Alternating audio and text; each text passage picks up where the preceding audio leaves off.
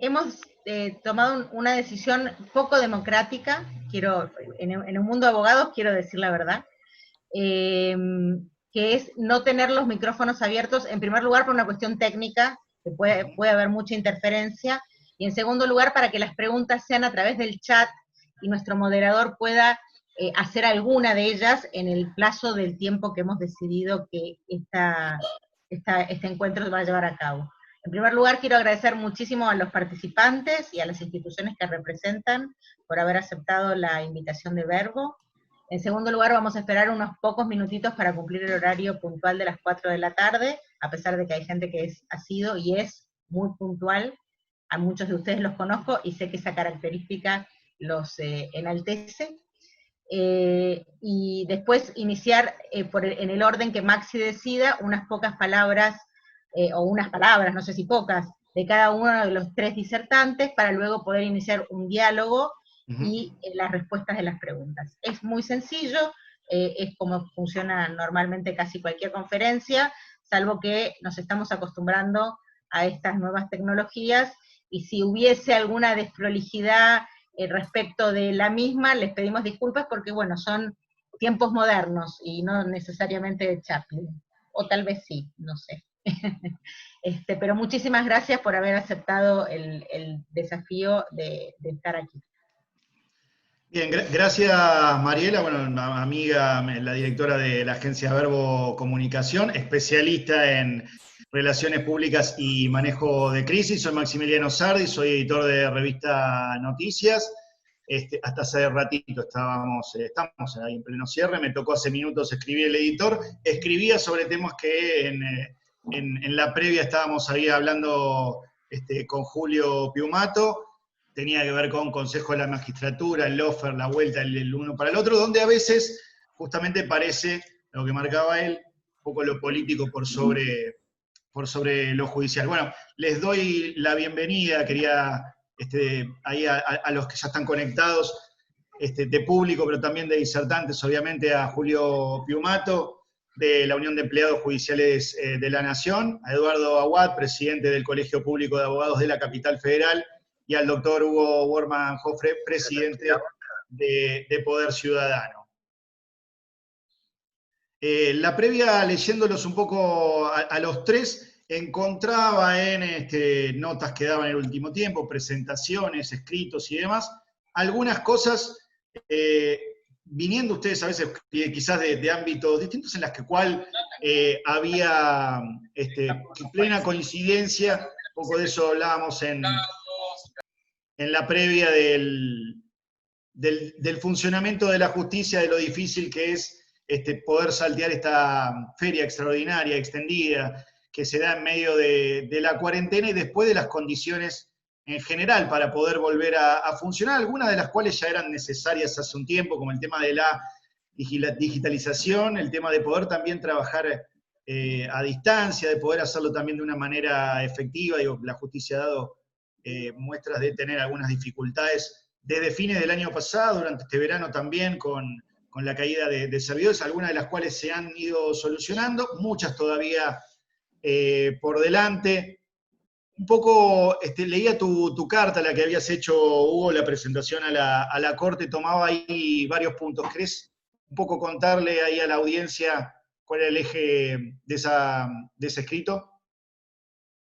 Sí, bueno, muchas gracias Maxi por la invitación, a Verbo, a vos por asumir el compromiso de coordinar abogados, que es muy difícil coordinar abogados, y gracias, por supuesto, a los demás integrantes del panel, a Julio Piumato y al doctor Eduardo Aguad por participar en este debate que seguramente nos va a enriquecer. En esa nota, efectivamente, el Poder Ciudadano, a principios de mayo, se dirigió a la Corte, expresando su preocupación por la, digamos, manera en que la Corte asumió acompañar las decisiones del Poder Ejecutivo Nacional, y nosotros consideramos que la Corte no está para acompañar decisiones del Poder Ejecutivo, sino que está para tomar sus propias decisiones, ¿no? Esto tiene que ver con el principio republicano de división de poderes. La Corte tiene que asumir su rol de cabeza de uno de los tres poderes del Estado. Y entonces analizamos todas las acordadas, de la primera que salió en marzo, creo que es la número 3, hasta la última, que es la número 16, y la verdad que la Corte ha ido cambiando un poco su eje. Al principio se limitó a acompañar, y en las últimas en las últimas acordadas, ya ha ido de alguna manera delegando en los tribunales inferiores, en los tribunales que ejercen la superintendencia de las distintas jurisdicciones, que vayan adoptando y decidiendo qué casos deben ser tratados por la justicia. Bueno, y ahí tenemos una mirada crítica en general. La Corte no se puede desligar como cabeza del poder, o sea, primero, consideramos que no tiene que acompañar al Poder Ejecutivo, sino que tiene que tomar sus propias decisiones. Esto es punto uno. Y punto dos, se tiene que desligar en los tribunales inferiores para que los distintas cámaras, la Cámara de Casación, las cámaras civiles y la Cámara Comercial, todas las cámaras de crimen, vayan decidiendo qué casos habilitan y qué casos no habilitan. Esto tiene que ser una estructura general del gobierno, una política pública de la Corte, que establezcan un protocolo único, como se ha hecho en muchos países. Uno mira acá la región, Chile, por ejemplo, digamos, están como cabeza de la reunión pasada, por ejemplo, Delia Ferrero Rubio, que es la presidenta de Transparencia Internacional a nivel mundial, nos contaba que ella la pandemia la agarró en Berlín, y nos contaba cómo están funcionando los tribunales en Alemania, cómo está funcionando en España, cómo está funcionando en Italia. O sea, tiene que haber una conducción efectiva de la Corte respecto de qué casos deben tratarse, por supuesto, tomando todo, como vos decías bien, la digitalización, y tomando todos los recaudos para que el personal que tiene que cumplir una tarea esencial, como es la de garantizar a los ciudadanos el acceso a la justicia, no corra ningún riesgo. Tampoco los jueces, tampoco los funcionarios, tampoco los abogados. Pero el principio tiene que ser que el Poder Judicial tiene que funcionar, y no como ahora, que estamos de feria, que ya, la verdad es que no sé, ahí podrá decir el doctor Aguad, yo ya estoy mareado, yo ya no sé cuántos protocolos han sacado, porque uno tendría que generar un digesto de pandemia, porque uno no sabe sacar un protocolo para determinados casos en el foro penal, determinados temas civiles, determinados temas de familia. Entonces, la verdad es que yo creo que lo que está faltando acá es que la Corte, como cabeza del Poder Judicial, asuma plenamente su rol, y se deje de acompañar la medida del Poder Ejecutivo y dicte una política clara respecto de cómo debe funcionar el tercer poder del Estado, que está sin funcionar, porque está funcionando el Ejecutivo, está funcionando el Legislativo. El único que no está funcionando a pleno, que está de feria, es el Poder Judicial. Esta es la postura resumida en esa nota. Bien, algo con lo que vos cerrabas, hubo ese escrito, tenía que ver con una llamada al diálogo, ¿no? Con un espacio común, ¿no? Para poder debatir. ¿Qué falta para que eso pueda ser efectivo? No sé, no viable, ¿no? Seguramente, digo, es fácil llamar al diálogo, escuchar a cada uno y ver distintas posiciones para poder llegar a una apuesta en común. No, creo que en la previa, vos lo estabas conversando un poco con el doctor Piumato, en el sentido de que hay que tomar en cuenta todos los intereses que se conjugan para poner en marcha al Poder Judicial, ¿no? Y la vez pasada, desde el Poder Ciudadano, hace 20 días, organizamos otro seminario que fue de alguna manera el que motivó la nota, esta dirigida a la Corte, en la cual participó quien seguramente va a ser el próximo jefe de todos los fiscales, el Procurador General de la Nación, el doctor Daniel Rafecas. Sí, lo tenemos ahí conectado, viéndonos. Está conectado. Bueno, le mando un gran saludo al doctor Rafecas.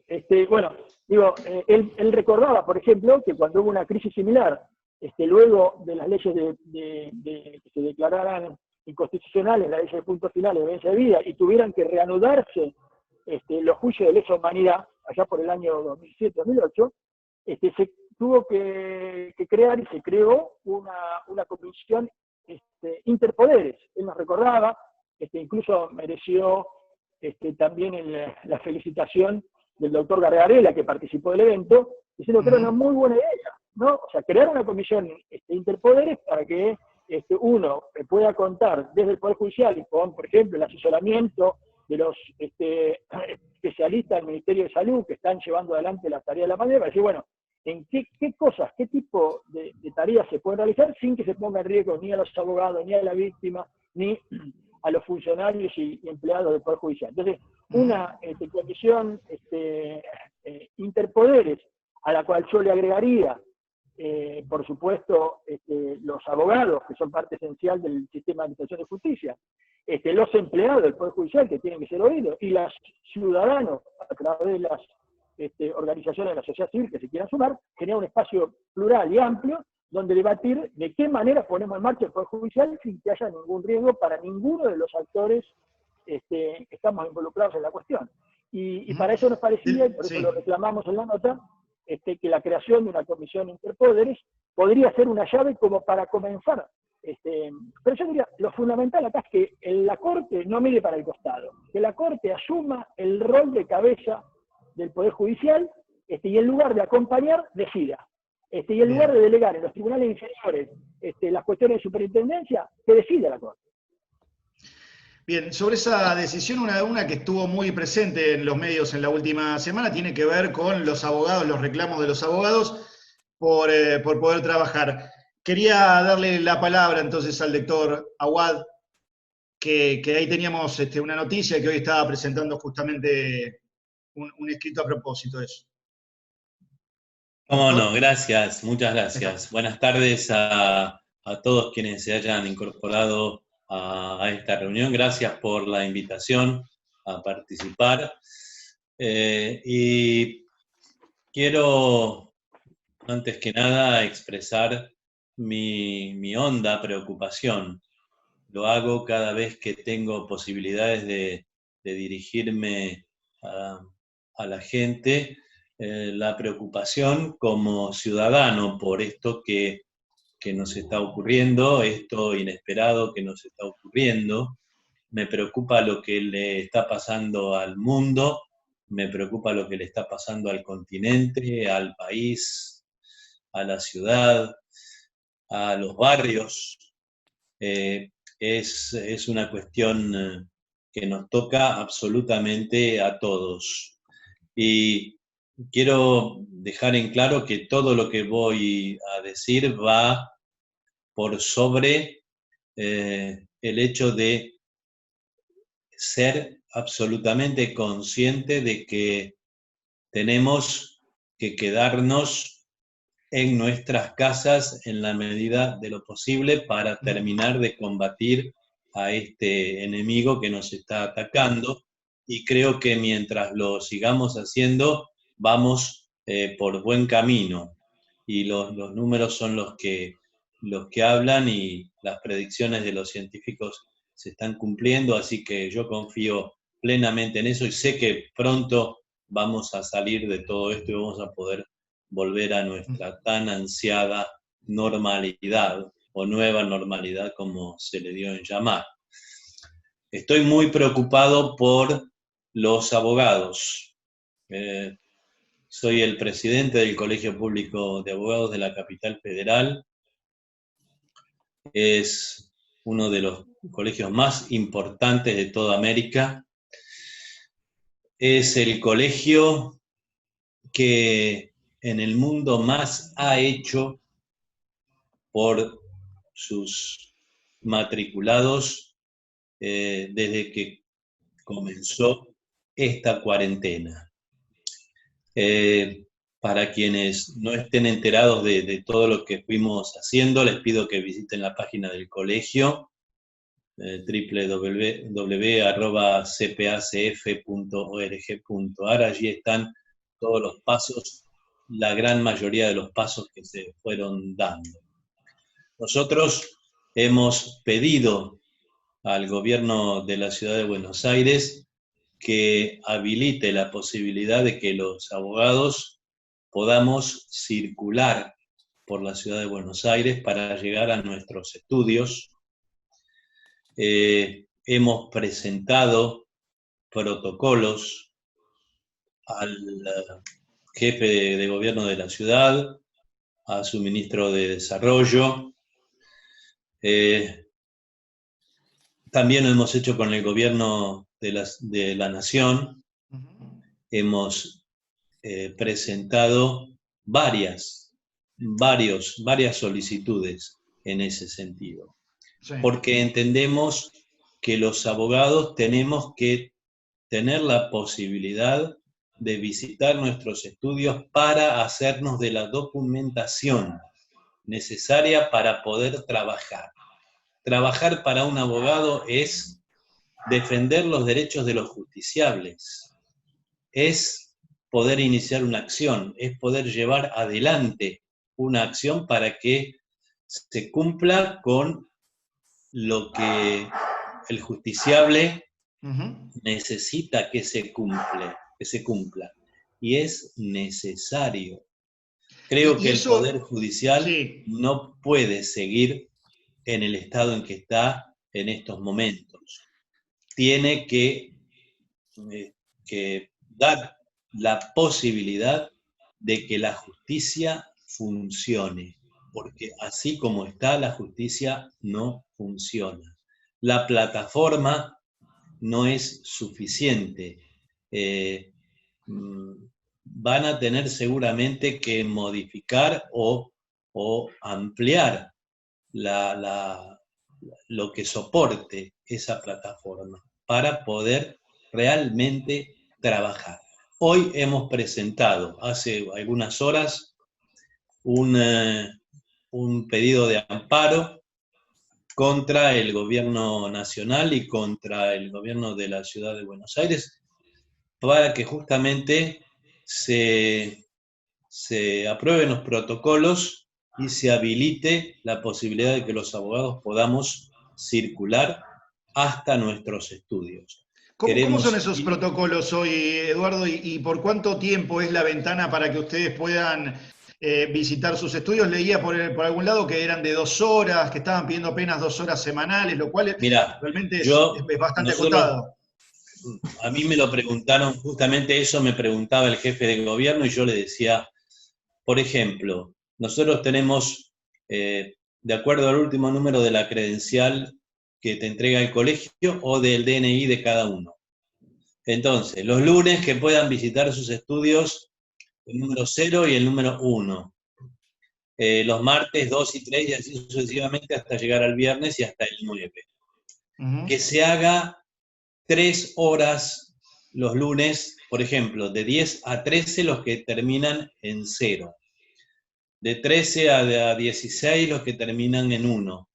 Para evitar la ida y la vuelta junto con los horarios picos de los trabajadores cuyas tareas están admitidas que se estén cumpliendo. Y así sucesivamente. Además, cumplir con los protocolos sanitarios, el uso de barbijo, la desinfección de los lugares dentro y en las cercanías de cada uno de los estudios.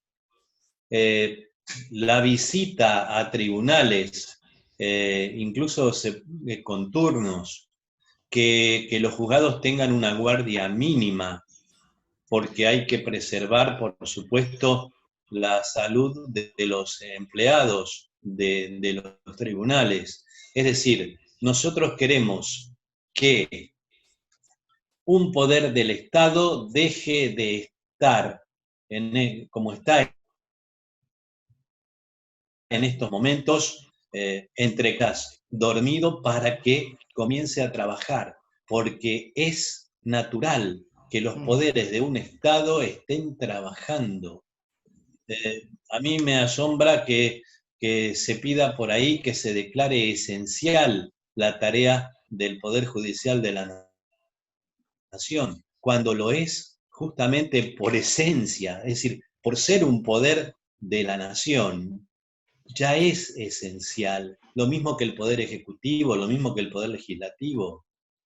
Tenemos un gobierno con 3 poderes. Entonces, el funcionamiento de los 3 poderes es necesario para que el Estado sea Estado. Si hay un poder que no funciona, el Estado no es el Estado. Y un país sin justicia no puede funcionar. Una justicia sin abogados no puede funcionar, porque el abogado es, creo que uno de los principales auxiliares de la justicia.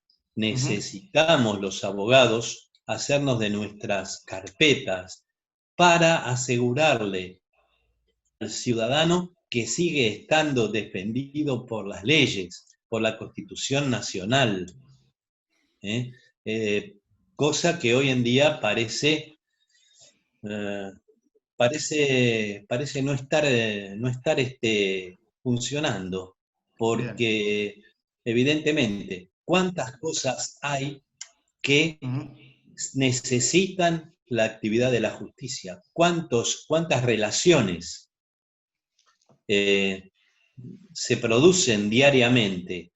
Y cuantas más gente esté trabajando y cuantas más funciones haya trabajando, más conflictos se crean, para lo cual se necesita sí o sí, sin otra alternativa, la actividad de la justicia. Por eso tantos pedidos como le hicimos a los poderes, le hicimos montones de pedidos. Yo personalmente, hasta por WhatsApp, me he comunicado con los funcionarios. Además de mandar las notas. Los distintos funcionarios, Eduardo? ¿Cómo? ¿Cuál es la respuesta que te dan, digamos, a esos WhatsApps? La respuesta de los funcionarios es el silencio, lamentablemente.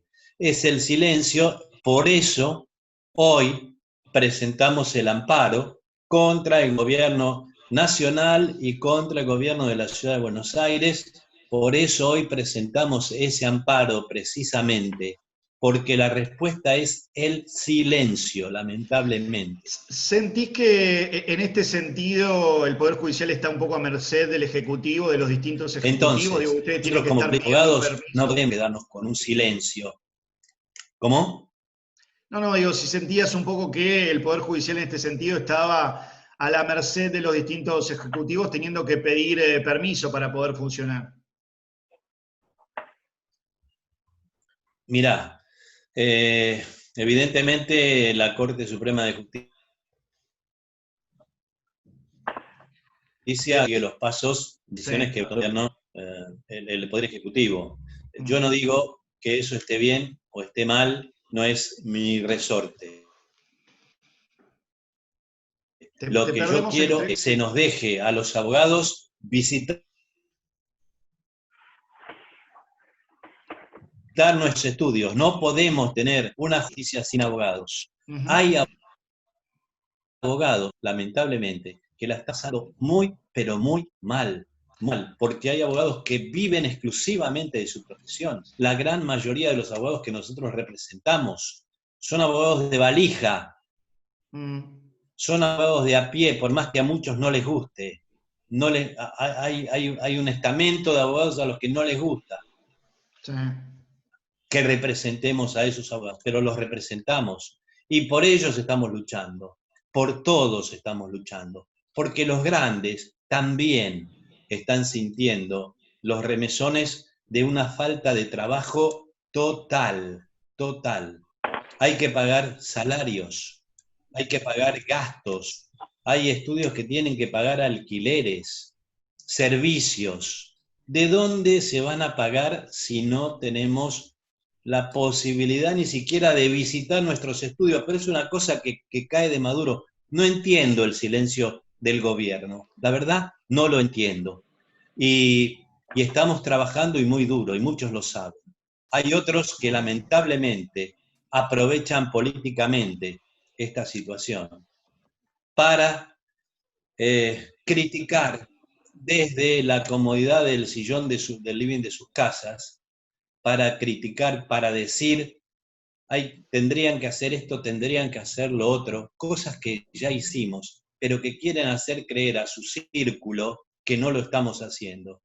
Esto es hacer política sucia. Es hacer política sucia.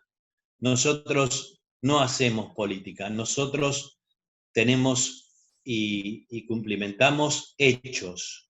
Hechos que el gobierno, tanto de la nación como de la ciudad, sabe cuáles son. Y quienes quieran verlos, repito, que visiten la página del Colegio Público de Abogados de la Capital Federal. Hemos dado el tiempo necesario, esperando que ese silencio se transforme en una respuesta. Lamentablemente, ni del gobierno de la ciudad ni del gobierno de la nación hemos recibido respuesta alguna. Bueno, se nos terminó el tiempo. Entonces, por eso decidimos hoy presentar el amparo del cual hace un rato. Y seguiremos adelante y ojalá que la justicia entienda lo que estamos pidiendo, que la justicia razone lo que debe razonar para que nos dé, justamente, valga la redundancia, la razón en lo que estamos pidiendo. Porque no estamos pidiendo ni más ni menos que justicia. Justicia. Un país en donde no hay justicia y no puede haber absolutamente nada, porque todo lo demás viene por ahí abajo. Eduardo, te hago una pregunta. Quería ver qué comunicaciones, si las habías tenido con otros colegios de abogados en la provincia de Buenos Aires. En Córdoba había marcha hace unos días, sé que también la hubo una muy mínima también en la ciudad de Buenos Aires. Saber qué opinabas también al respecto y si había algún tipo de consenso entre ustedes a nivel nacional. Mira, nosotros no estamos de acuerdo con las marchas que se realizan violando las cuarentenas. Así que lamentablemente yo critiqué muchísimo esa marcha que se hizo acá en Buenos Aires porque me parece que se hizo en violación de una ley. Me parece que violar en este momento, una violación de ese tipo es un delito. Entonces nunca podemos estar a favor de que se cometan delitos, además de la exposición de los abogados que fueron convocados a esa marcha a un posible contagio. Es realmente un peligro. Entonces, esa marcha para mí es carece totalmente de toda virtualidad. Por eso... Perdón, Eduardo, le doy un rato la palabra a Julio, que lo tengo ahí conectado, que quería un poco la contramirada. ¿Qué tal, Maxi? Buenas tardes a todos. Bueno, no, realmente yo considero el eje de la convocatoria, la justicia hoy, con un hoy más abarcativo, porque ni el país comienza con la pandemia, ni la justicia, los problemas de la justicia empiezan con la pandemia. Hacían algunas comparaciones con lo que pasa en otros lugares del mundo, pero basta recorrer los tribunales de otros lugares del mundo desarrollados para marcar la diferencia brutal que tiene con la realidad de la justicia argentina. Solo les digo que después de mucho bregar, en una tarea que llevamos adelante con los jueces, fundamentalmente con la Junta de Presidentes de Cámaras Federales, que fueron más susceptibles al tema, conseguimos después de mucho tiempo que el Consejo dictara la emergencia judicial el año pasado. Lo empezamos muy temprano porque en cualquier momento puede producirse, aún hoy, un cromañón judicial, y para que no sea tomado, el año pasado hubo elecciones nacionales como una especulación electoral. Si se decidió recién a principios de octubre, no fue responsabilidad nuestra, que hicimos una ardua campaña a lo largo y a lo ancho del país, tenía que haber sido mucho antes. Desde que se decidió la emergencia judicial no se hizo nada. ¿Por qué? Porque por las elecciones el Consejo de la Magistratura, que maneja la mayoría del presupuesto del Poder Judicial, entró en estado de latente, digamos, por los cambios, por las elecciones y por los cambios que se produjeron en el Consejo. Hasta el mes de febrero, porque no tenían acuerdo en la repartija de los cargos. Bueno, nosotros frente a ese tema, y coincidiendo con Hugo en algo, en que nosotros necesitamos una Corte Suprema que sea cabeza de ese poder. Todos los poderes tienen que tener cabeza firme y que expresen la función y la realidad de cada uno de los poderes del Estado.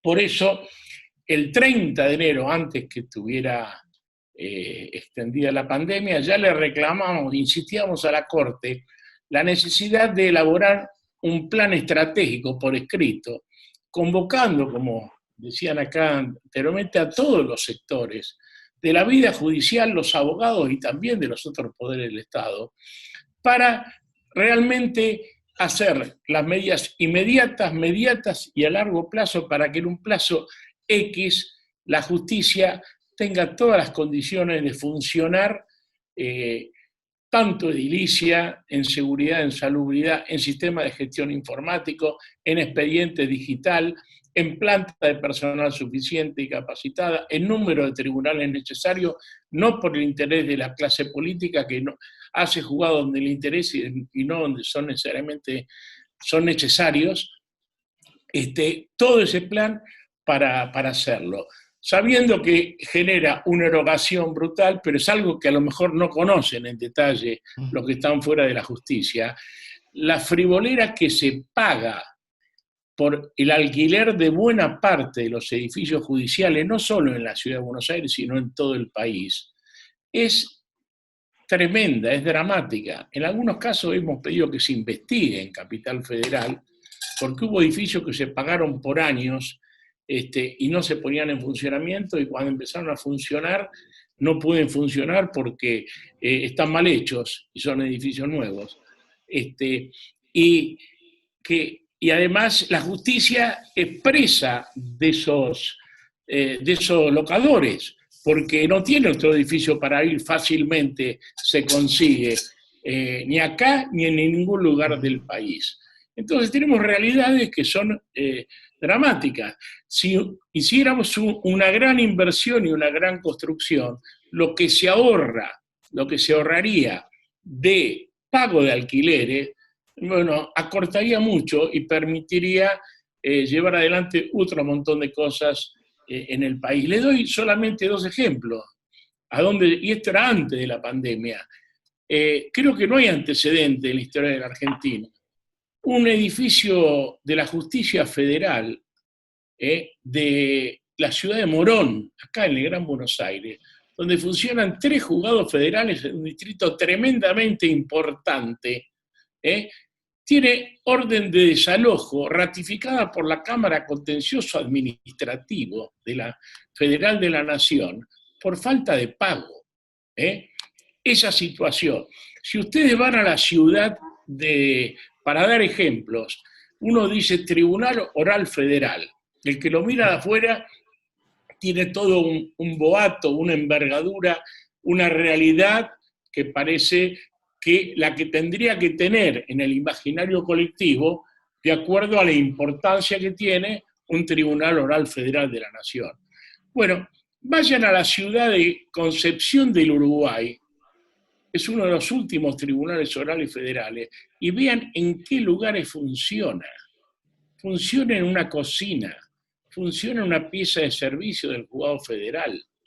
Estamos tratando, haciendo esfuerzo y compromiso del actual administrador, que también lo cambia en poco tiempo, de encontrar un lugar para alquilar. Es una vergüenza para la justicia y funciona ahí porque hay 2 jueces, hay uno que está vacante, lo están por designar, no tiene lugar donde ir, donde establecer su despacho, va a tener que compartirlo.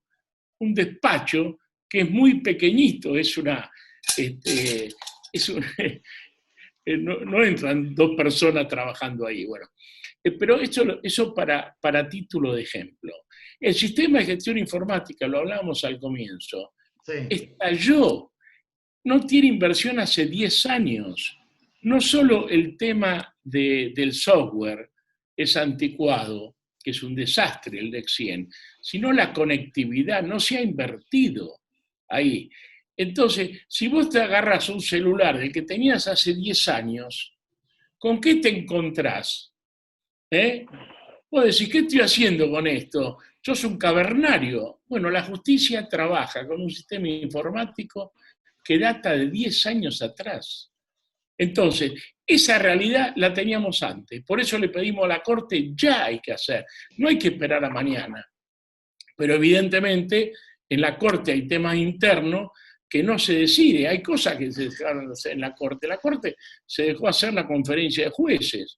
Nosotros íbamos invitados, habían jueces de toda la nación, de los tribunales provinciales, y ahí salían ideas de conjunto, de cómo encarar y avanzar, y se iban conociendo las mejores experiencias que se daba, no solo a nivel federal, sino en cada una de las circunscripciones del país. Había una serie de estamentos que se estaban dando, precisamente por crítica del gobierno de entonces a la justicia. En marzo del 2018 hubo una especie de jornadas en la apertura del año judicial, donde hubo jueces, abogados, ONG, todo, donde discutíamos qué cosas había que hacer en la justicia. Y empezaron a surgir ideas que después quedaron porque hubo cambios en el Poder Judicial que abortaron esa sinergia que había entre los distintos estamentos sobre cuáles eran las reales necesidades y pasos que tenía que dar el Poder Judicial. Entonces digo yo, que definir expediente digital, todos sabemos lo que hay que hacer, pero tenemos que partir de la realidad que tenemos. Y para eso tienen que estar todos los estamentos dirigiendo cómo se van cumpliendo los pasos para llegar a ese objetivo. El gobierno pasado hizo una agenda 2020, que era muy linda. Los proyectos eran todos, no tenían ningún sentido. El único que apoyábamos nosotros fundamentalmente era el de duplicar los juzgados federales en la zona de frontera, que hace mucha falta porque están colapsados, como en otros lugares. Bueno, eso nunca se creó, son grandes definiciones que se hacen. Si analizamos los 30 años atrás, todos los proyectos de reforma que han habido han quedado ahí en el aire y no se encara lo esencial. Obviamente que no creo que solo sea arreglar edificios y computadoras. También hay que definir qué perfil de magistrado necesita la Argentina, de qué forma, sobre qué mecanismos garantizamos una efectiva independencia de la justicia. No puede ser que haya pelea, de acuerdo al bando político de la política argentina, se peleen y de la misma justicia defiendan a un juez y ataquen a otro, o defiendan al otro y ataquen a este. Esto creo que es una realidad donde la justicia ha perdido independencia y recibe los tironeos del resto de los poderes. Por eso coincido con Hugo cuando decía que no puede ser que el Poder Judicial, la Corte, vaya detrás de lo que haga el Ejecutivo en este tema. Tendría que plantear una reunión conjunta. Y coherentemente con eso, le quiero decir que nosotros, todos los pedidos, porque creemos que no hay condiciones, fundamentalmente en la zona del AMBA, de poner en marcha la cuestión presencial, y ya vio entrar en la pandemia, que no lo inventó nadie, se nos apareció acá.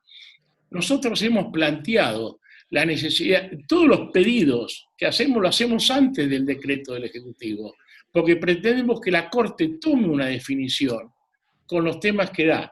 Y cuando toma lo que siempre hemos criticado de la Corte, y lo ponemos en cada nota, que no solo alcanza con dictar protocolos, sino hay que garantizar y verificar si se cumplen esos protocolos.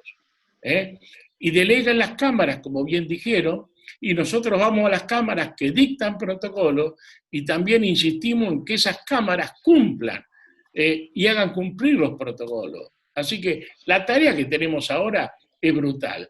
Y hay una definición central. De la pandemia en algún lugar vamos a salir. Y esa comisión que bien planteaba Hugo y tiene que intermediar, tiene que plantearse cómo vamos saliendo y además definir el cuándo. Hoy el cuándo lo va marcando la dinámica de lo que dice el Poder Ejecutivo.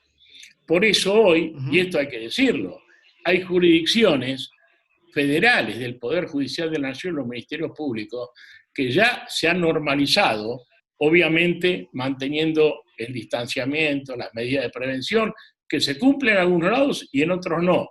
que generan constantes denuncias nuestras, y que además también, bueno, la situación de las licencias por los factores de riesgo. Entonces vemos que esa falta de control hace que en algunos lugares se hayan tomado todas las medidas. Hay lugares que hasta tienen ya preparados camisolines para atender en tribunales. Se han tomado en serio la tarea con aporte del gremio de esos lugares, y otros que están esperando que llueva. Insistimos también y hemos conseguido esta semana un tercer refuerzo, porque las partidas que manda el Consejo son absolutamente insuficientes. Hemos conseguido que se compren los que venimos pidiendo del comienzo, que se compren los termómetros. Sí, y los cuando lo digitales. pedíamos era la llave central, el termómetro láser. Hoy se dice que el 35% es asintomático, así que la Sí, realidad no sirve para mucho, sí. nos va cambiando el escenario permanentemente. Pero nosotros queremos que esté, pero vamos a preparar la justicia para proteger a la gente, no solo a los judiciales que trabajan, sino a los que van a asistir, en medio de una pandemia.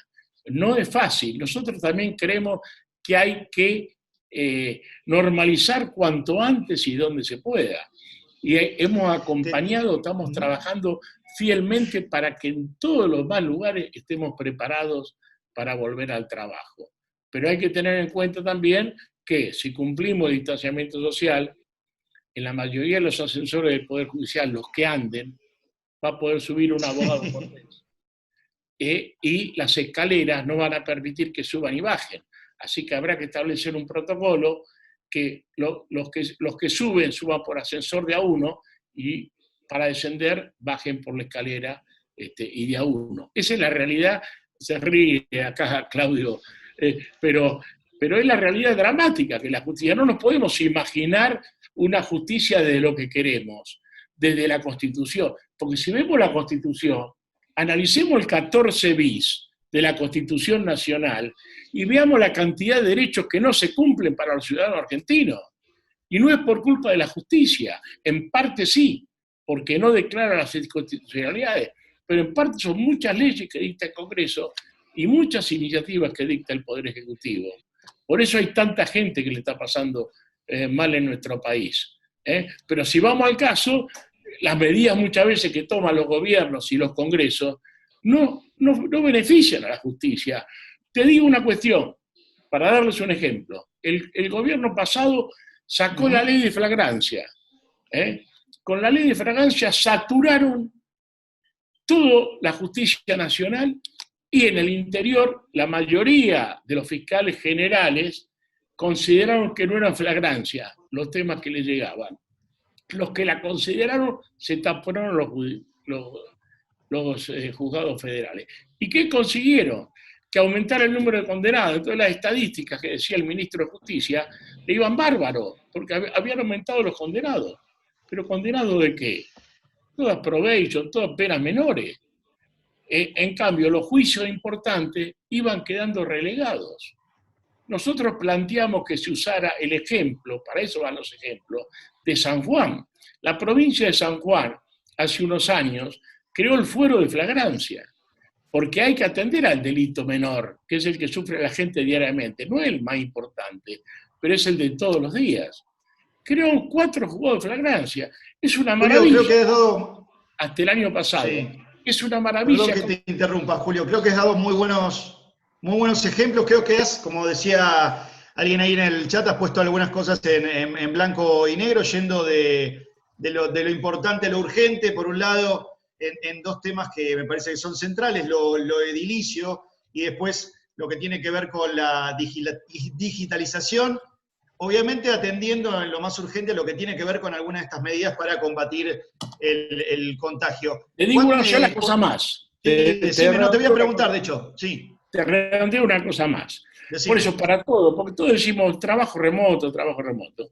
Hoy no está en condiciones. En general, en el trabajo remoto, es el empleador el que pone el medio de trabajo. Eso pasa en todos los lugares del mundo. Acá en la Argentina hay muy pocas actividades que tienen trabajo remoto incorporado en las convenciones colectivas. Hay muy pocos. Pero en general el que te da el medio de trabajo es el empleador. Bueno, acá en la justicia todo el mundo está trabajando con sus computadoras y es importante, de los 22.000 agentes con jueces, funcionarios, magistrados de la justicia, no dejando los ministerios públicos, son otros números que también son importantes. Hay 16.000 VPN otorgados, hay 13.000 que trabajan permanentemente. Y te puedo decir, como los escritos entran a cualquier hora, que la jornada, ahora estamos reclamando y recién en las últimas resoluciones de la Procuración, la Defensoría General y en parte en la del Poder Judicial, aparece planteado el tema que limitara la jornada laboral. Porque las jornadas, como lo he escrito a cualquier hora, se han hecho larguísimas. Y con los propios medios y con los inconvenientes que por esta pandemia en la casa comparten la computadora con otros miembros de la familia. Es muy complejo. En algunas jurisdicciones, las cámaras han hecho llevarle la computadora del lugar de trabajo a la gente, que es perfecto. En otros no se ha hecho. Al Consejo le pedimos un relevamiento, cuántas computadoras hacían falta. En una comisión de administración financiera hablaron de ese tema. ¿Y cuántas compramos? 100. ¿Y por qué 100? Si no hay un relevamiento, hay que trabajar con seriedad, hay que ver cuánta gente está trabajando en su casa y cuánto necesita computadora, porque está bien, todos la necesitan, pero por lo menos empezar con aquellos que se le está enquilombando, por permitir el término, la vida familiar, por lo menos a que se establezcan prioridades, y ahí sí que las cámaras intervengan y verifiquen cuáles son las necesidades más urgentes. Entonces, actuemos con sentido común, que muchas veces falta en la justicia para manejar estas cuestiones. Y terminando con este tema, por eso nosotros hoy, como definición, queremos que la justicia funcione cuanto antes. Aplaudimos los lugares que se va efectivizando. Pero hay cuestiones que se dan, porque hay una pandemia, que después hay que volver para atrás. Te digo ejemplo. Primero, el primer muerto en la justicia del COVID fue una ordenanza de la Corte. Que además hubo terror por un tiempo, porque trabajó el último día antes de la feria sanitaria extraordinaria, de la primera, murió a los 15 días, entonces era una ordenanza de mesa de entrada de la Corte que recorría todas las cámaras, todos los edificios. Así que había un sinfín de gente que estuvo una semana porque había tomado contacto con todos. Desgraciadamente fue él. Pero ahora, estos días, hubo un caso, tuvieron que cerrar el edificio, positivo en la justicia provincial del Chaco. El otro día hubo un caso que cerraron un edificio de General Roca y hoy hay una alerta, o ayer había una alerta, en un edificio de la justicia provincial de San Juan. Entonces, es muy delicado esto, porque en realidad los edificios no tienen preparados los medios de prevención. Yo te digo, le pido cámaras sanitizantes para que los que entran entren, y todas las cosas elementales que se están dando. Recién ahora se están implementando. El Juzgado Federal 2 de Jujuy instaló la mampara en mesa de entrada después que hizo una denuncia por tweet mostrando cómo atendían a los abogados en la mesa de entrada cuando volvió a la actividad, que fue después del 18, la jurisdicción de Salta, Federal de Salta y Jujuy. Pero uno puede estar atajando penales en todos los lugares. Por eso creo que lo que decía Hugo también coincide Eduardo Aguad por el Colegio Público. Tenemos que juntar todas las partes y trabajar no solo para la pandemia, empezar a trabajar así por la necesidad de la pandemia, pero después continuar para de una vez por todas tengamos el poder judicial no que quieren los gobiernos cuando llegan al poder, que es un poder judicial a su servicio, sino al servicio de los ciudadanos y que sea un efectivo control de los otros poderes del Estado. Esto no lo quiere Piumato ni la Unión, esto es lo que dice y la función que establece la Constitución Nacional. Clarísimo, Julio, dejaste, me parece muy, muy claro el tema. Quería preguntarle a Eduardo, un poco vos respondías a una de las preguntas anticipadamente que te iba a hacer, que era esta posibilidad del teletrabajo. Quería la opinión desde los abogados, digo, sobre todo porque ellos están reclamando algo que va mucho, que va antes de eso, ¿no? Digo, ir a buscar expedientes y papeles que les quedaron encerrados en sus oficinas. Digo, ¿cuán posible es el teletrabajo y el teletrabajo a distancia? Y después, obviamente, lo que estamos pensando todos, pero de todas maneras siempre claramente es difícil de llevar a cabo, que es esta digitalización, de que puedan tener acceso a los expedientes de un extremo al otro. Mira, evidentemente el sistema informático del que dispone el Poder Judicial es, como decía Julio hace un rato, poco menos que obsoleto, poco menos que, o mucho más que antiguo. Entonces, yo no sé cuánto va a soportar en cuanto a la cantidad de datos que vaya a tener que transmitir. Yo te quiero reiterar todo lo que dije en mi entrada anterior, sí. Y decirte que es indispensable para poder trabajar en forma remota el tema de que los abogados puedan hacerse de su documentación, de sus carpetas. Hay un segundo tema que yo siempre quiero traer aparejado y siempre quiero hablar, porque nadie habla de ese tema, porque es un tema que no vende, es un tema que no atrae y es un tema que le importa a pocas personas. Y es el tema, querido amigo, de la discapacidad. Nosotros tenemos muchos abogados con discapacidad. Tenemos muchos abogados con discapacidad.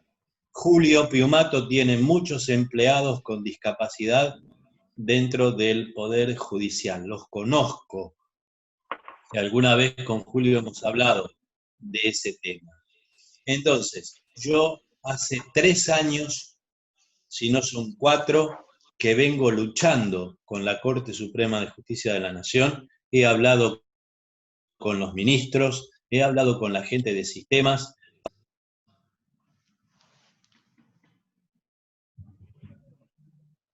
Lo perdimos a... Para que la página de las personas, por ejemplo, con discapacidad visual.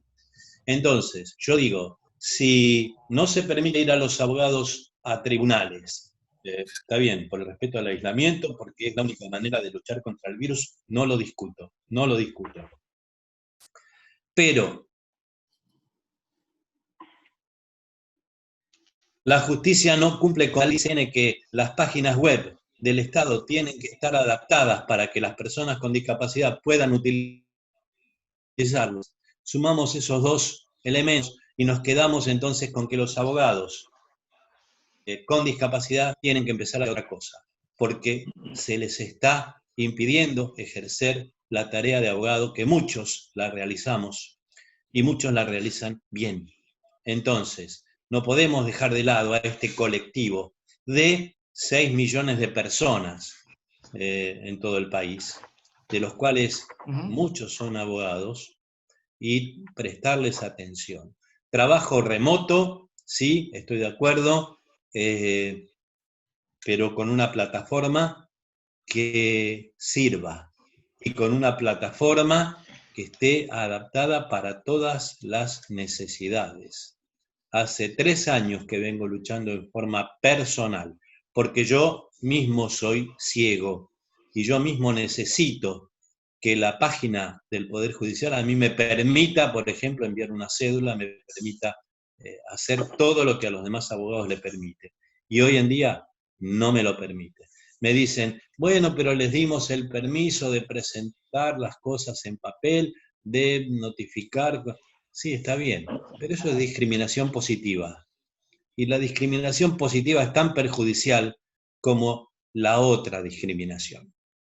Entonces, creo que el Poder Judicial no tiene el software y creo que el hardware necesario tampoco para poder trabajar en forma remota como se debe trabajar en forma remota. Y creo que es tiempo de que se destinen las partidas necesarias y la gente necesaria para poner a tono con las necesidades de hoy en día, de mayo de 2020, plena pandemia, para que se ponga justamente a tono todo el sistema informático del Poder Judicial de la Nación. Creo que esa es mi opinión. Muchísimas gracias, Eduardo. Quería aprovechar que estaba Daniel Rafecas conectado, creo que todavía está entre nosotros, si quería aportar un poco unas palabras al respecto de lo que veníamos charlando. ¿Está? Sí. Cortado el micrófono tiene. Le pido ahí entonces al administrador a Joaco si puede abrirle el micrófono a Rafecas. Ahora está. Bueno, muchas gracias. Bueno, un gusto, gracias por permitirme participar. Hola Hugo, Julio, Eduardo, un gusto. Hola. Hola, Daniel. Bueno, lo que quería aportar era una cuestión anecdótica vinculada con lo que recién mencionaba muy bien Julio, en cuanto a la falta de elementos materiales con la que nos encontramos los empleados, funcionarios y jueces del Poder Judicial para trabajar de forma remota, ¿no? Que sería un punto de partida para ir avanzando en este contexto. Esto, la verdad que estamos uno a 100 estamos en uno, es decir, no avanzamos nada en este sentido. A nadie nunca se le ocurrió prever una situación así, ni se avanzó en ningún sentido en trabajar en forma remota.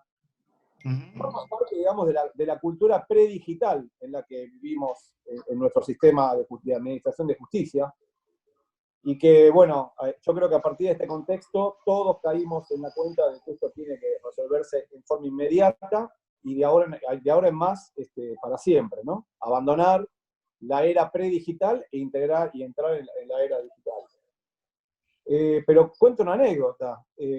Una secretaria, hoy, yo estoy acá en mi despacho, una secretaria me contaba que justamente lo que decía Julio, con muy buena percepción de lo que está pasando en la realidad, lo que hacer cotidiano, una secretaria me contaba que ella tiene una computadora de última generación, una Mac, en su casa, y quiso implementar el sistema con el cual nosotros trabajamos, el sistema Lex 100, y no es compatible. No es compatible. ¿Por qué? Porque el sistema con el cual nosotros trabajamos para comunicarnos y para trabajar en forma digital tiene algo así como 8 años o 10 años, creo que lo puntualizó Julio. Pero lo dramático es que uno compra una computadora y no es compatible. Los sistemas operativos, los antivirus, etcétera, no son compatibles con la computadora. Es decir, que en muchos casos, en este caso, por ejemplo, esta secretaria se va a comprar de su propio bolsillo otra computadora, para así todo poder trabajar en la causa del primer cuerpo de ejército, que es en el caso concreto, ¿no? O sea que la situación es realmente grave en ese sentido, y el traspaso o el pasaje del trabajo presencial en tribunales al trabajo remoto para los empleados, funcionarios y magistrados no es tan sencillo como uno puede imaginar, porque tenemos problemas y déficits estructurales en las inversiones necesarias para que el trabajo a distancia funcione. La otra cuestión que quería aportar, también a partir de lo que mencionaron tanto Hugo como Eduardo, como Julio, es que a mí, yo había propuesto, y me parece interesante la idea de avanzar, de trabajar, de salir adelante de este desafío en forma conjunta con todos los actores interesados, porque hay otra cuestión que complejiza aún más el tema, que es que en este contexto de pandemia y de cuarentena, cada fuero tiene una realidad distinta y un nivel de conflictividad distinto en este contexto. Entonces, y esto creo que todos los que están escuchando lo van a poder entender. Hoy en día, la conflictividad del fuero laboral se ha multiplicado por 100. Y lo mismo la conflictividad del fuero comercial, a partir del rompimiento de la cadena de pagos, las necesidades de empresas de colocarse en situación de concurso de acreedores y un montón de otras cuestiones. El fuero comercial, el fuero laboral, el fuero de familia, con los dramas que todos conocemos de seres queridos o amigos que tienen situación de separación y con chicos en el medio. Entonces, hay fueros que están mucho más demandados en términos de conflictividad y de acceso a la justicia de parte de la ciudadanía, y otros que, por ejemplo, no tanto, porque, por ejemplo, la justicia nacional, en lo criminal de instrucción, ha bajado el nivel de trabajo cotidiano en términos de turnos de delincuencia. Porque en este momento, ¿cuál es el factor criminógeno con el cual estamos trabajando en el ámbito penal? Bueno, las violaciones a la cuarentena, que se regulan por el artículo 208, que son materia federal. Entonces, en la Ciudad de Buenos Aires bajó exponencialmente la cantidad de delitos, a los delitos que se mencionaba, que recién mencionaba Julio, que van para el lado de flagrancia, y entonces no es el mismo nivel de conflictividad y de urgencia que tiene el fuero de instrucción que, por ejemplo, el fuero civil, o el fuero de familia, o el fuero laboral, o el fuero comercial. Estas cuestiones, por eso digo que no hay otra manera que encarar esto que escuchar a todos y a todas, y desde todos los puntos de vista, como bien dijo Hugo o Julio, convocar a los empleados, a los representantes de los empleados, convocar a los representantes de las víctimas, convocar a todos los interesados y a todos los ámbitos que están acá, que tienen que tomar decisiones sobre esta cuestión, porque además lo que se decida en términos de apertura del funcionamiento del Poder Judicial tiene que ser consensuado tanto por la cabeza del Poder Judicial como también por la cabeza del Ministerio Público Fiscal de la Nación y el Ministerio Público de la Defensa. Porque de nada nos sirve que, no sé, el Ministerio Público Fiscal de la Nación haga una apertura y un reinicio de las actividades si el Poder Judicial se mantiene en feria judicial y viceversa. Es decir, las decisiones se tienen que tomar mancomunadamente. Yo sinceramente no veo otra salida a lo que estamos planteando acá que no es a través de una comisión interpoderes amplia, como dijo también, como enriqueció, digamos, esta idea Hugo, al ampliarla, por supuesto, a los abogados, a los empleados, a los representantes de la sociedad civil. Sinceramente, a mí no se me ocurre otra estrategia para salir de esta emergencia. Y, digo, sí. Perdón, Maxi. Ordeno la cancha un segundito, un segundito. Lamentamos, el doctor Ercolini salió de la conferencia porque tenía un compromiso, si no también nos hubiera gustado su punto de vista. Nosotros estamos grabando esta conferencia y después la vamos a poder compartir por YouTube para todo aquel que no alcance a quedarse o llegó tarde. Eso para que sepan que el contenido va a estar disponible. Nosotros cumplimentamos un horario hasta las 5. Los que quieran quedarse, nosotros estamos dispuestos a abrir la etapa de preguntas, que me parece que hay un montón de preguntas en el chat, que algunas se van a poder contestar y otras no. Si les parece bien, salvo que quieran alguna acotación más, pasaríamos a las preguntas para los que puedan quedarse. Perfecto. No, yo solo quería agregar una pequeña cosita, que de acuerdo, porque había alguien que sabía más que nosotros, que decía, o lo arreglamos entre todos o no lo arregla nadie, al país y a la justicia. Así que nosotros desde el 10 de abril, que le estamos pidiendo a la Corte esta comisión conjunta para analizar el cómo y cuándo salir de la pandemia, y en cada presentación que le hacemos semanalmente, reiteramos esa necesidad, porque creo que es con convocatoria, obviamente, a los ministerios públicos, a los abogados, a todo el mundo, porque es fundamental. Yo solo quiero decir que lo que tenemos, cómo encaremos el enfrentar esta pandemia en la justicia, tiene que ser el punto de partida para cuando pase la pandemia, arreglar de una vez por todas la cuestión de la justicia. Ahí yo veía un comentario en los chats que decían que no era tal como decía el doctor Rafecas, el tema porque en previsional habilitaron 180 conexiones. No, yo dije, habilitaron casi 14.000, 16.000, casi 17.000, pero hoy están funcionando remotamente casi 13.000 personas. Pero lo están haciendo no en las mejores condiciones. Nosotros recomendamos con total responsabilidad que los agentes no usen los teléfonos, por ejemplo, porque los teléfonos son muy fáciles, las condiciones de seguridad informática que hay son muy precarias y los teléfonos no tienen información personalísima, y puede ser fácilmente atacable. Otro tema es la firma digital. Hay jueces que hacen sentencias y están esperando que se levante para llevarla porque no la quieren digitalizar por miedo a que le truchen en el camino el contenido de la sentencia con su firma digital. Entonces tenemos que ver la importancia que tiene la justicia y los peligros que esta precariedad en el sistema informático genera para desarrollar el trabajo remoto. Eso quería agregar en particular, además teniendo en cuenta que no es toda la solución, porque sabemos que por la índole de la justicia, lo presencial, la inmediación, es fundamental, porque la justicia trata fundamentalmente de conflictos humanos. ¿Es realmente así? Quería preguntarle al resto de los actores que están conectados, a Daniel, ¿es realmente así el tema? Digo, claramente el tema de la justicia, además de lo digital, es sensible esto, digo, que no sea violable, que no sea intervenible. Sí, es así. Julio interpretó exactamente nuestro parecer en ese sentido. ¿Por qué? Porque, a ver, lo explico mínimamente y técnicamente.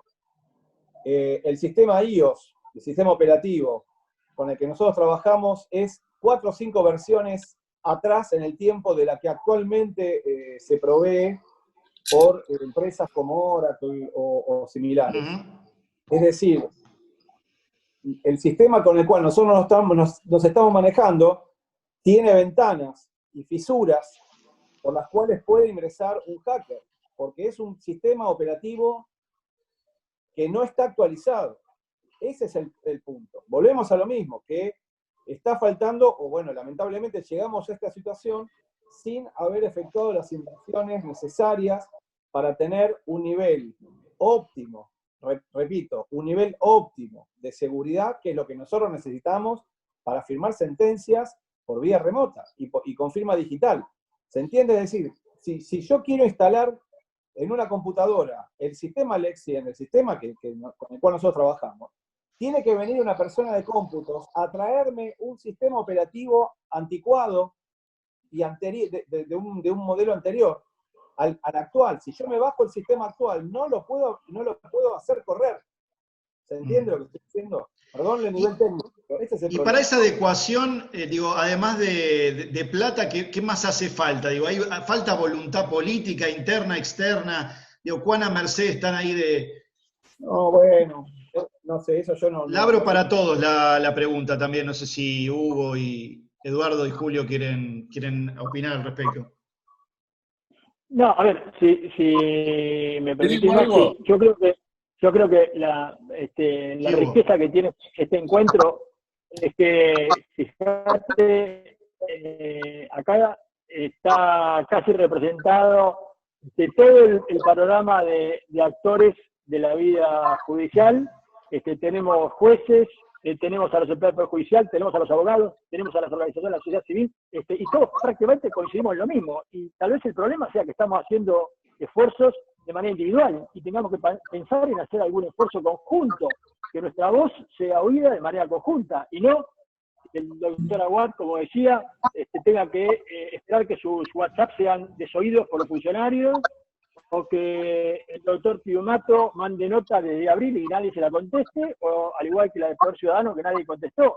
Tal vez teníamos que pensar, por ejemplo, este amparo que presentaron los abogados, sumarnos como sociedad civil en un amicus e ir a apoyar todo, la unión de empleados, la sociedad civil, ese reclamo de los abogados, y que la Corte nos oiga en el conjunto, ¿no?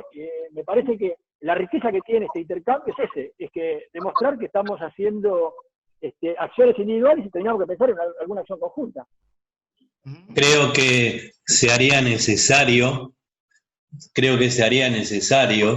que se le haga llegar todo lo que se está diciendo en esta reunión a quienes son los verdaderos protagonistas y los que tienen que tomar decisiones, que son nada menos que los responsables del Poder Ejecutivo, los responsables del Poder Judicial y los responsables del Poder Legislativo también.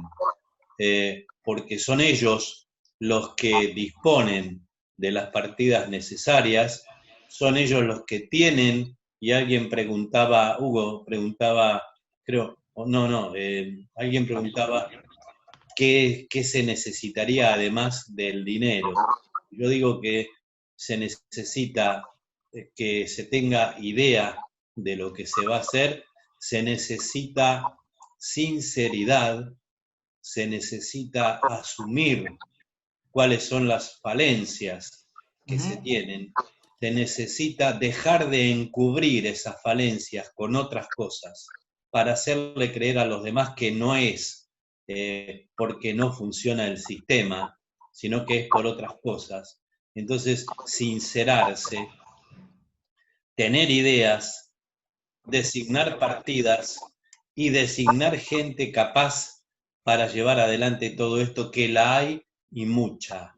Entonces, con tomar esas decisiones de sinceramiento, de ideas y de trabajo, creo que se podrá llegar a un principio de solución a todo esto que hoy en día hace sencillamente que no funcione la justicia, salvo en algunos casos muy puntuales, muy honrosos, que los hay y que me consta que están trabajando muchísimo, pero que lamentablemente no son el Poder Judicial como debe ser, entero, funcional. Preguntan ahí quién debería administrar ese presupuesto del Poder Judicial, si tiene que ser la Corte, si tiene que ser el Consejo de la Magistratura. Sé que hay un tema que creo que lo hablábamos en la previa con Julio. Sí. Bueno, yo creo que, constitucionalmente le da el poder de administración, se lo da al Consejo en su esfera. Yo creo que tendría que haber en los hechos una comisión mixta, es decir, que esté relacionada y que tenga decisión, pero fundamentalmente, más allá de la administración puntual, tiene que haber un plan estratégico, ¿eh? Está claro, porque preguntaba, así que todos, uno hacía un comentario, ¿todo es cuestión de plata? No todo no es cuestión de plata. Primero hay que saber qué justicia queremos, qué plan estratégico. Ahora, lo que tenemos que saber es que cuando se definieron estos valores de la autarquía, que fue allá por el año octubre de 1991, la realidad de la justicia en cuanto a número de tribunales no estaba ni siquiera la primera reforma procesal penal que generó todos los tribunales orales federales y orales correccionales en todo el país, un sinfín de cargos, se ha aumentado exponencialmente la justicia, no en la medida que tenía que haber aumentado. Ahora, el tema de la coparticipación, lo que es la recaudación que llega al Poder Judicial, es el mismo coeficiente, evidentemente, pero no se lo puede corregir artificialmente. Hay que tener un plan estratégico, una definición de los gastos, y a partir de ahí fijar, como yo decía, que ese plan estratégico tiene una inversión fuerte de entrada y después baja por el ahorro que va a generar, por ejemplo, en alquileres. Después tendría que haber un coeficiente de coparticipación para la justicia, por la ley de autarquía, por un periodo excepcional, y después adecuarlo a las necesidades de funcionamiento. Yo no creo, después hay otro problema de la justicia, cómo se selecciona el personal, cómo se selecciona a los jueces, cómo se los controla. Hay muchas cosas para hacer, pero hay un principio general. La independencia económica y el bienestar económico, digamos, de que la estructura esté perfecto, Sí. no garantiza la independencia funcional. No. Ahora, es impensable la independencia funcional si no se cuenta con esa independencia económica y tener todas las posibilidades de funcionar. ¿Está claro? Yo quiero dejar eso bien claro porque si no siempre hay todo un problema de plata. No, pero vos tenés que tener las cosas para realmente que las cosas funcionen como debe funcionar. Pero el otro tema, el tema de lo que es la gente y cómo tiene que hacer, yo te digo que tendría que haber también mecanismos mejores, no tanto de designación, pero además de contralor. Conocemos casos de un montón de jueces que han sido buenos y después por circunstancias de la vida han tenido problemas todos y han degenerado mal, digamos, se han convertido. Así que tiene que haber un sistema que realmente nos garantice esa justicia. Y la otra es que los poderes políticos tienen que empezar a actuar con criterio de estadistas, no queriendo tener jueces afines, sino buscar a los mejores, sabiendo que ahí se engrandece la división de poderes, la justicia y la democracia argentina. Muchísimas gracias. Querida gente, me comentaron que era de 4 a 5 la reunión y lamentablemente tengo otra. Yo quería simplemente cerrar con agradecerles muchísimo. El trabajo de Verbo constituyó en generar esta convocatoria, tener esta idea de que esto era necesario, y ahora nuestro trabajo sigue difundiendo todo lo ocurrido acá, que me parece que es lo mejor que puede suceder a los fines de los comentarios y del intercambio muy sano que ocurrió. Así que les agradezco muchísimo, fundamentalmente a los que se prestaron a ser panelistas, y a todos los que nos brindaron un poco de atención y de tiempo de sus agendas complicadas para estar acá con nosotros. Muchísimas gracias. Gracias. Gracias a ustedes por la invitación. Muchas gracias a todos y un honor de la invitación. Gracias Julio, Hugo, a Daniel Rafecas también, a todos y a los presentes obviamente. Sé que no pudimos cumplir con las preguntas de todos, creo que igual tratamos varios de esos temas, así que espero que haya sido enriquecedor. Gracias, buenas tardes. Buenas tardes.